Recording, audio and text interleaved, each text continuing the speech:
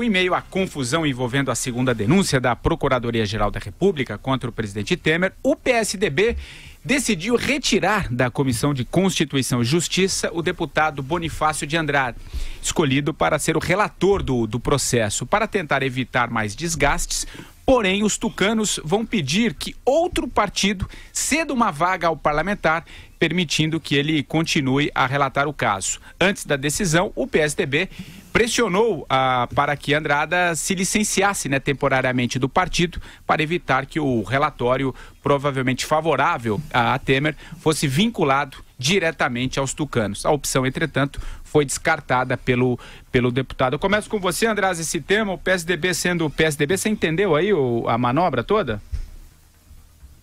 Que vejam, o que está por trás, o que fundamenta, aliás, essa manobra é o PSDB preocupado com a própria imagem, né? Quer dizer, é um pressuposto errado. O PSDB acha que pode reverter a situação em que ele próprio se colocou. Então a premissa é furada. O PSDB se tornou, nesta quadra atual, pode ser que isso mude para 2018, mas hoje o PSDB se tornou um partido irrelevante, inclusive para o governo Temer e inclusive para a rejeição da denúncia na Câmara. Não importa o PSDB. Não importa a adesão integral do PSDB. Esse partido teve todas as chances de deixar, primeiro, de não integrar o governo Temer. Tá? Mas uma vez que integrou, no momento em que veio a delação dos Batista, né, mesmo que o que havia de prometido na fala deles não viesse a ser entregue, mas enfim, quando surgiu aquela crise, uma pressão muito grande para que o Temer renunciasse, aquele era o momento do PSDB deixar o governo. Né? E deixar com poder, se tornar um player importante nesse jogo. Não o fez. O tempo passou. Desde então, se fica, se sai, se vota, se não vota, não tem nenhuma importância. O PSDB se tornou, por covardia, pela sua incrível capacidade de ler mal o cenário político, o PSDB se tornou irrelevante. E irrelevante será. Aliás, eles conseguem se dividir ao meio, até para tomada de decisão. Né? Se deixa ou não o governo, ou vota pela denúncia, né? Dá meio a meio. Aliás, irrelevante, o Madu vem falando muito isso já, quando o PSDB é assunto aqui no 3 em 1, né, Madu? Vai lá. O Andreasa colocou muito bem a questão. O PSDB que teria politicamente uma oportunidade, né, uma janela aí dentro desse governo Temer, aparecendo talvez como um moderador, né, contribuindo na área econômica, naquilo que ele teria de melhor. O PSDB está afundando, o PSDB está desmanchando, derretendo por conta exclusivamente de uma coisa só. Quer dizer, além de todas as atitudes que vem tomando nos últimos tempos, politicamente, tal, como se posicionar e tal, ou não se posicionar, na verdade, agora o PSDB está se liquidando por conta do Aécio Neves. O Aécio Neves deu abaixo de afogado no PSDB. Né? O PSDB deveria fazer com o Aécio Neves o que não fez com o ex-governador de Minas, Eduardo Azevedo, né? Quando foi pego lá no Mensalão Mineiro. Quer dizer, ele deveria ter sido expulso imediatamente do partido por uma questão de sanitária, né? Uma questão sanitária. Mas não.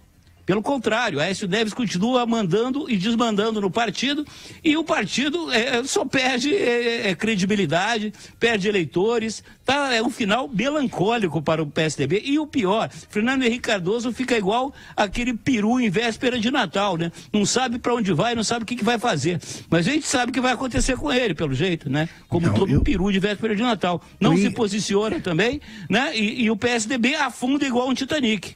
O engraçado é esse Bonifácio aí no PSDB, que esse aí tá bêbado, né, na história.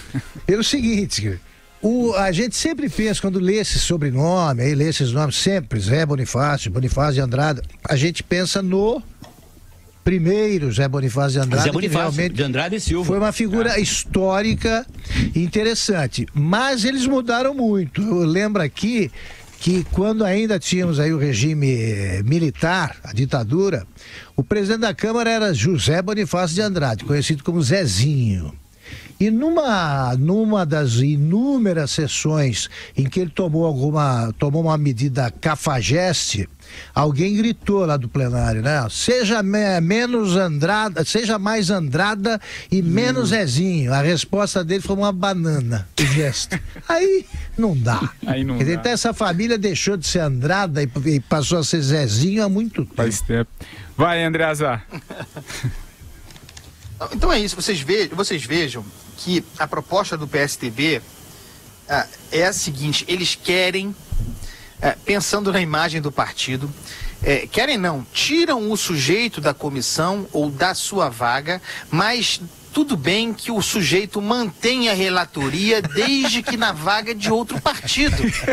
Quer dizer, vocês entendem que esse puxadinho, essa solução e essa articulação é símbolo de um partido absolutamente perdido, que não está pisando no mesmo chão. É o mesmo partido que ontem na televisão insistia numa propaganda, no momento em que o país tem 60 mil homicídios, né? Em que, evidentemente, o grande problema do Brasil, em termos eleitorais, inclusive, é a bandeira da segurança pública, né? E o Geraldo Alckmin, aliás, na nossa entrevista da semana passada, não assumiu essa bandeira como a mais importante.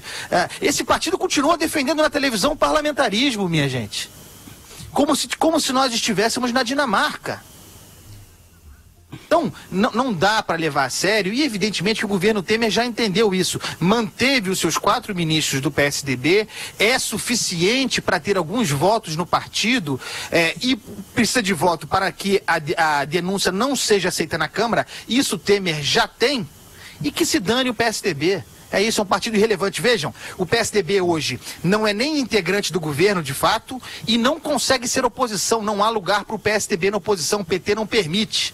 Então é o limbo. O lugar do PSDB hoje no cenário político é o limbo. Brilhante aí, André. Não, o que faz embaçaí no governo. O que faz embaçaí no governo. É inacreditável.